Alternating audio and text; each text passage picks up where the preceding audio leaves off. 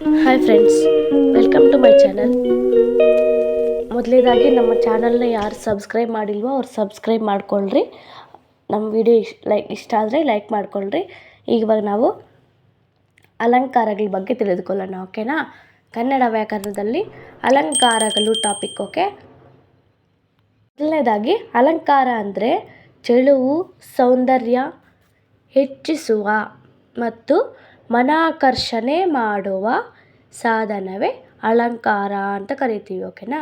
ಏನು ಚೆಲುವು, ಸೌಂದರ್ಯ ಹೆಚ್ಚಿಸಬೇಕು ಆ ಥರದ್ದು, ಓಕೆನಾ? ನೆಕ್ಸ್ಟ್ ಪಾಯಿಂಟ್ ಬಂದುಬಿಟ್ಟು ಕಾವ್ಯದ ಸೌಂದರ್ಯವನ್ನು ಹೆಚ್ಚಿಸುವ ಚಮತ್ಕಾರಕ ಮಾತುಗಳೇ ಅಲಂಕಾರ. ನೋಡ್ರಿ, ನಮ್ಮ ಸೌಂದರ್ಯ ಅಥವಾ ಕಾವ್ಯದ ಸೌಂದರ್ಯ ಹೆಚ್ಚಿಸಲು ಚಮತ್ಕಾರ ಮಾತುಗಳು ಬೇಕು, ಅದನ್ನು ಕೂಡ ನಾವು ಅಲಂಕಾರ ಅಂತ ಕರಿತೀವಿ, ಓಕೆನಾ? ನೆಕ್ಸ್ಟ್ ಬಂದುಬಿಟ್ಟು ಅಲಂಕಾರದಲ್ಲಿ 2 ವಿಧಗಳು ಬರ್ತವೆ.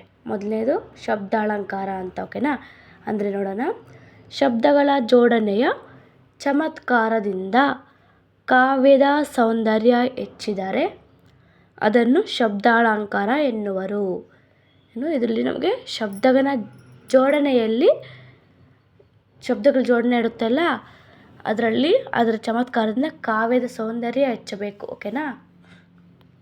ಅದು ನಾವು ಶಬ್ದಾಲಂಕಾರ. ಇದರಲ್ಲಿ ಮತ್ತೆ 3 ವಿಧಗಳು ಬರ್ತವೆ. ಮೊದಲನೇದು ಅನುಪ್ರಾಸ. ಅನುಪ್ರಾಸದಲ್ಲಿ ಮತ್ತೆ 2 ವಿಧ: ವೃತ್ಯಾನುಪ್ರಾಸ, ಚೇಕಾನುಪ್ರಾಸ, ಓಕೆನಾ? ಅನುಪ್ರಾಸ ಮತ್ತು ಯಮಕ ಚಿತ್ರಕವಿತ್ವ, ಇದು ಶಬ್ದಾಲಂಕಾರ, ಓಕೆನಾ? ನೆಕ್ಸ್ಟ್ ಬಂದುಬಿಟ್ಟು ಅರ್ಥಾಲಂಕಾರ. ಅಂದರೆ ಏನು? ಪದಗಳ ಅರ್ಥ ಚಮತ್ಕಾರದಿಂದ ಕಾವ್ಯ ಅಥವಾ ಸೌಂದರ್ಯ ಹೆಚ್ಚಿದರೆ ಅದೇ ಅರ್ಥಾಲಂಕಾರ, ಓಕೆನಾ?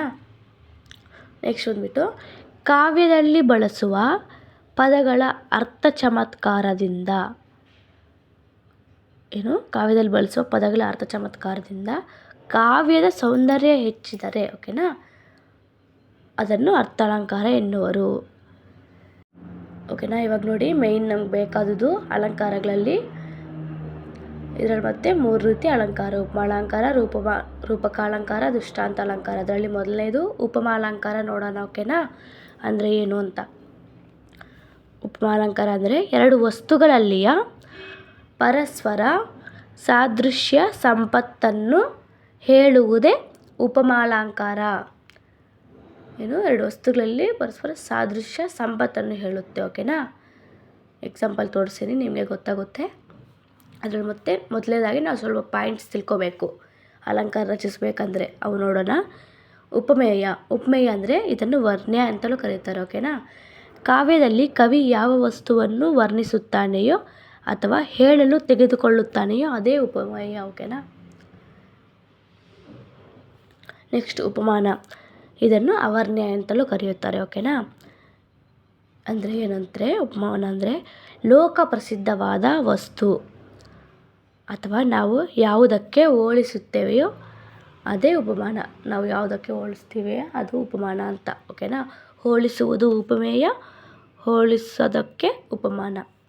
ನೆಕ್ಸ್ಟ್ ಬಂದುಬಿಟ್ಟು ಉಪಮಾವಾಚಕ.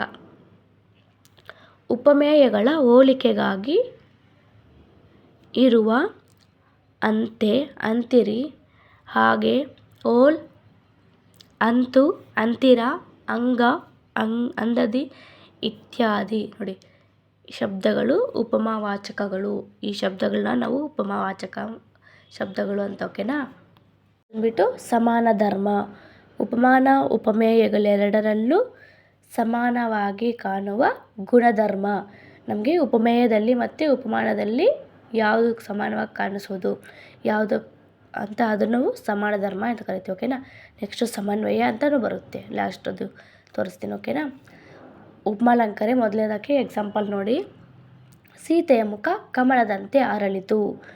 ಇಲ್ಲಿ ಉಪಮೇಯ, ಉಪಮಾನ, ಉಪಮಾವಾಚಕ, ಸಮಾನ ಧರ್ಮ, ಸಮನ್ವಯ. ಅರ್ಥದಲ್ಲ? ಇಲ್ಲಿ ಮೊದಲನೇದಾಗಿ ಉಪಮೇಯ ಅಂದರೆ ನಾವು ಯಾವ ವಸ್ತುವನ್ನು ವರ್ಣಿಸುತ್ತೇವೆಯೋ ಅಥವಾ ಹೇಳಲು ತೆಗೆದುಕೊಳ್ಳುತ್ತೀವಿ, ಯಾವ ವಸ್ತುವನ್ನು, ಸೀತೆಯ ಮುಖವನ್ನು ತೆಗೆದುಕೊತಾ ಇದ್ದೀವಿ, ಓಕೆನಾ? ನೆಕ್ಸ್ಟ್ ಉಪಮಾನ ಬಂದುಬಿಟ್ಟು ಯಾವುದಕ್ಕೆ ಹೋಲಿಸ್ತಾ ಇದ್ದೀವಿ? ಕಮಲಕ್ಕೆ. ಸೀತೆಯ ಮುಖವನ್ನು ಕಮಲಕ್ಕೆ ಹೋಲಿಸ್ತಾ ಇದ್ದೀವಿ, ಓಕೆನಾ?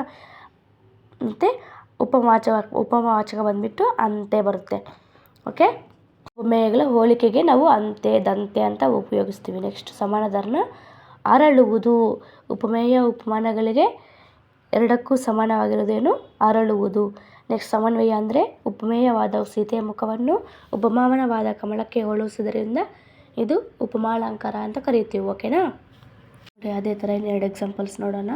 ಬಿರುಗಾಳಿಗೆ ತುತ್ತಾದ ಮರಗಿಡಗಳು ಬೀಳುವಂತೆ ಭರತ ಕುಲದ 105 ಬಾಲಕರು ಬಿದ್ದರು.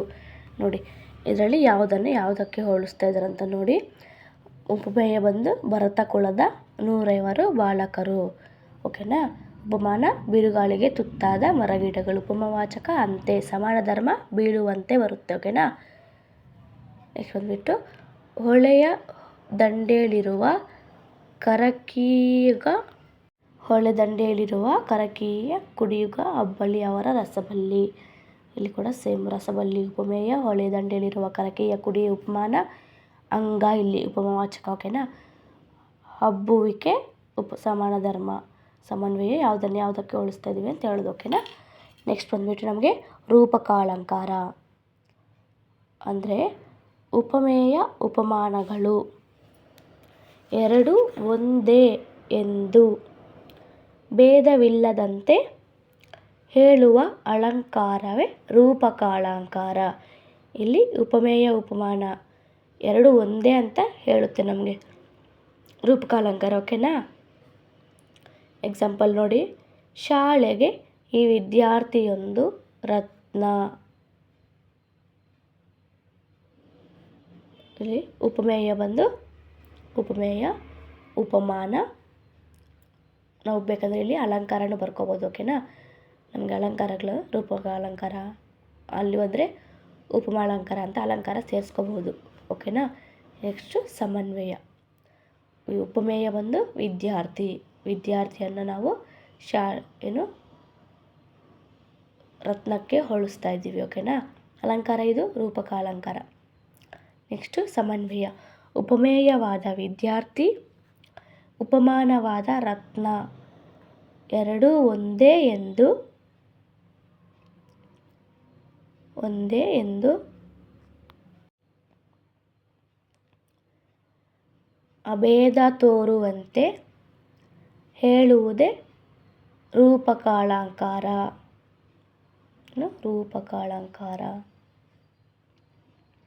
ಥರ ನಮಗಿಲ್ಲಿ ಉಪಮಾವಾಚಕ ಬರಲ್ಲ, ಉಪಮಾನ ಉಪಮೇಯ ಒಂದೇ ಆಗಿರುತ್ತೆ. ಓಕೆನಾ? ನೆಕ್ಸ್ಟ್ ಬಂದುಬಿಟ್ಟು ಭಾರತ ಬೋಧಿ ಅಂತ ನೋಡಿ. ಓಕೆನಾ? ಉಪಮೇಯ ಉಪಮಾನ ಸಮನ್ವಯ. ಓಕೆನಾ? 3 ಇದರಲ್ಲಿ ಬರೋದು ರೂಪಕಾಲಂಕಾರದಲ್ಲಿ. ಭಾರತ ಉಪಮಾನ ಬಂದು ಬೋಧಿ. ಉಪಮೇಯವಾದ ಭಾರತ, ಉಪಮಾನವಾದ ಬೋಧಿ ಎರಡೂ ಒಂದೇ ಎಂದು ಅಭೇದ ತೋರುವಂತೆ ಹೇಳುವುದೇ ರೂಪಕಾಲಂಕಾರ. ಅರ್ಥ ಆಯ್ತಲ್ಲ? ಆ ಥರ. ಓಕೆನಾ? ಇಲ್ಲಿ ಬೇಕಂದರೆ ನಾವು ಮಧ್ಯದಲ್ಲಿ ಅಲಂಕಾರ ಸೇರಿಸ್ಕೊಳ್ಬೋದು ಸಮನ್ವಯ ಮಧ್ಯದಲ್ಲಿ. ಓಕೆನಾ? ಅದೇ ಥರ ನೋಡಿ. ಮಗುವಿನ ಮುಖ ಚಂದ್ರ.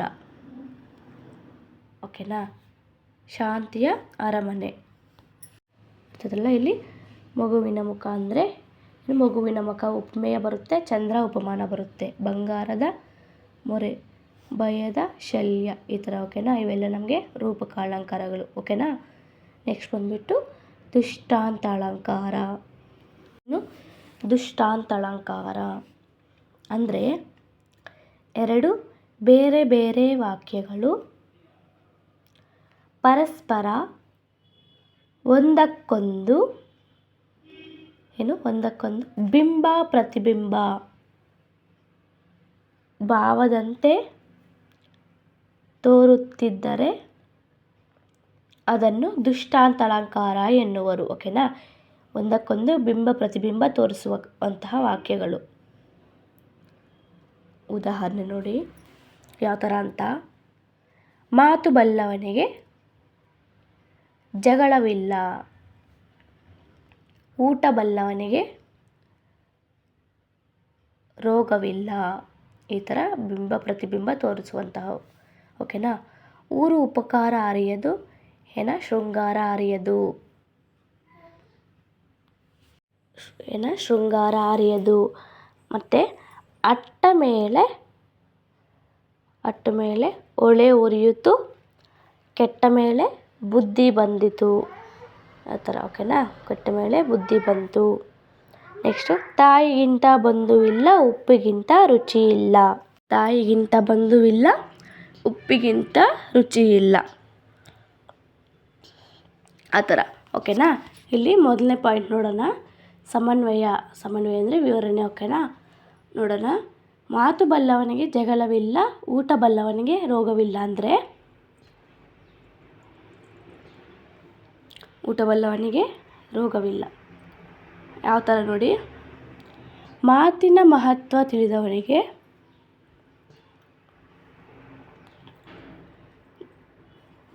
ಜಗಳ ಮಾಡಬೇಕಾದ ಪ್ರಮೇಯವಿಲ್ಲ. ಓಕೆನಾ.